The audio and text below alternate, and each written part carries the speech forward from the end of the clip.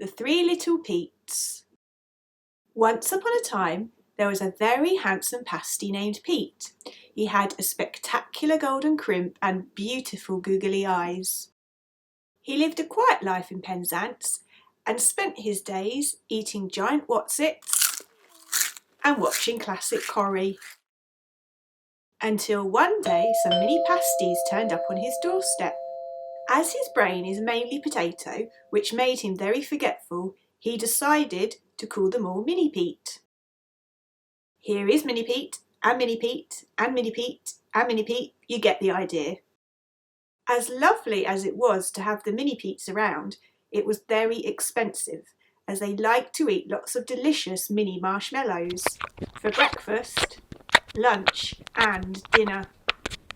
Pete decided it would be character building for the three oldest Mini Petes to contribute to the family Mini Marshmallow Fund, so he suggested that they get a job. The Mini Petes, who love a challenge, were very excited about this and even decided to try and make their own houses in the garden to feel more grown up. They consulted the internet computer for ideas. After 2.5 minutes of extensive house building research, they spent 3 minutes scouring the internet for job ideas. Mini Pete loved cats, so he decided to try his crimp at being a cat portrait artist. Cats, he found out though, are not very good models and very temperamental, and to be fair, he couldn't draw very well. Not to worry though, as the next Mini Pete said that he would make an excellent chocolate tester. Unfortunately, the chocolate he was going to test mysteriously disappeared. Last but not least, the next Mini Pete's dream was to become a scone maker. All was going well. Until Mini Pete decided to test one of his scones, but put the cream on first. Who do you think you are, Julie Bradbury? Needless to say, a very irate traditional Cornish pasty supervisor had the last laugh. The Mini Petes decided to concentrate on house building instead. Mini Pete wanted to build his house out of shells, but needed some help. He knew that Susan the sausage roll had a part-time job at Screwfix and thought that she would be the right woman for the job. Together they constructed a beautiful house conforming to 98% of building regs. Susan was so excited to see the finished house. Unfortunately, when sausage rolls get excited, they roll, and Susan got so excited that she rolled right onto Mini Pete's house. Mini Pete kept his cool, but politely told Susan to go and help the next Mini Pete. Get lost! When Susan found Mini Pete, he had managed to build himself a smashing log cabin full of mogcons, well, a leaf bed.